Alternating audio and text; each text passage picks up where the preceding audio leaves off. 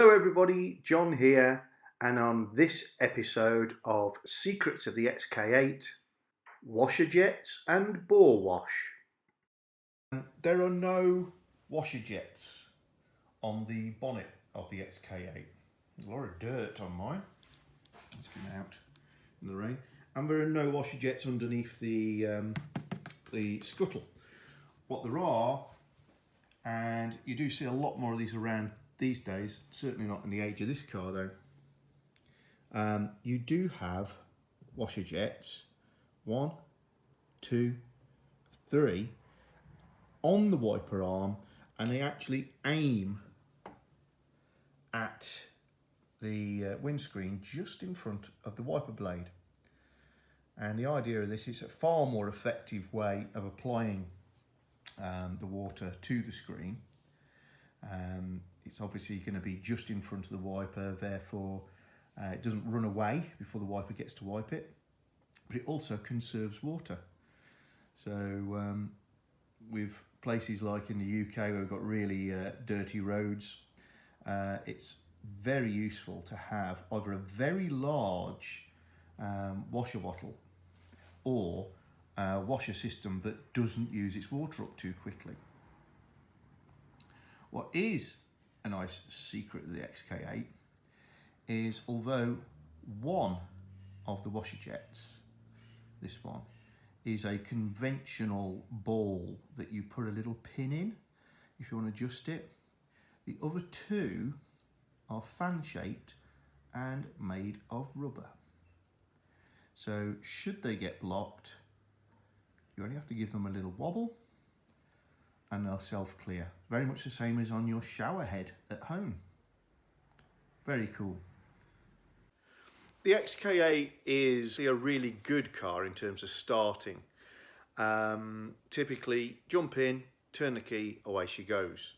Also, there's no pumping of throttles or anything like that. Indeed, you should just keep your feet off everything, turn the key, and let the system sort itself out. However, there is an occasional fault. And again, batteries play a part in it. With every fault on these cars has got some connection back to the battery, in my opinion. I don't know how the battery blows the head gaskets, but and that is that if for any reason you can't start the car in the morning, let's say the battery is low and it just cranks over quite slowly, because it's a big cylinder size, it uses a lot of fuel to try to start it. It sprays a lot of fuel into the intake system. Now, when you charge your battery up and you come and try it again, what you may find is that it won't start. And that might be because of something called bore wash, which is where basically the fuel, the amount of fuel in the cylinders has washed away some of the lubrication between the rings and the wall of the cylinder, and you've lost just a little bit of compression, which means it's difficult to start, which means when it's spraying in all that extra fuel again, it's a little bit too rich, it floods, and you go round and round in circles, and it's really difficult to get them to restart if they haven't started. There's also a thing where if you start the car up and then for some reason you've forgotten a key or your wallet or something, you turn it immediately back off. When you come back to the car, it can be tricky to start because, again, you've flooded it essentially. You've given it a lot of fuel which it hasn't got rid of immediately, and what's left in there takes away a little bit of the seal in the cylinder. So the proper way of correcting this, once you've got a charged battery and you're ready to go again, is, unfortunately, pull the fuse on the fuel pump, take the spark plugs out, spin her over lots to blow out the fuel that's in there, and eventually put the spark plugs back in, put the fuel pump fuse back in, away you go. There is, thankfully, a much easier technique that you can use if you're caught out somewhere at the side of the road, a fuel station, for some reason you've started it, stopped it, and it won't go. and that is using the kickdown switch. I am now in the footwell of my XK8, and there is the throttle. And when you're pushing on and enjoying yourself, you get the gearbox to kick down by depressing the throttle all the way. And in the XK8, it's literally a button. There's a button just here. And if I press it, you can hear it, it clicks. That is literally the kick down switch. And when you press the throttle all the way down, you can work the kick down switch.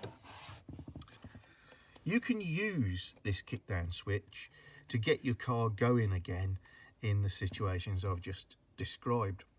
Because if you fully depress the throttle pedal and therefore press the kick down switch and then try to start it, the car knows that it should not be started on a wide open throttle, or that you know that that switch is there and you do not want the pump to run.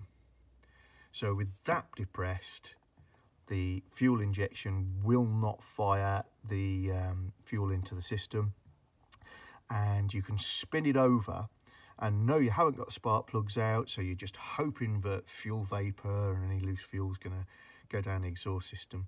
But you can give yourself a fighting chance of clearing the car without messing around at the side of the road. So hold that down whilst trying to crank it for a good while, maybe something like 3 20-second attempts as a minimum, and then whilst cranking with the throttle all the way down, release the throttle, which will cut the fuel back in and hopefully it'll kick back up.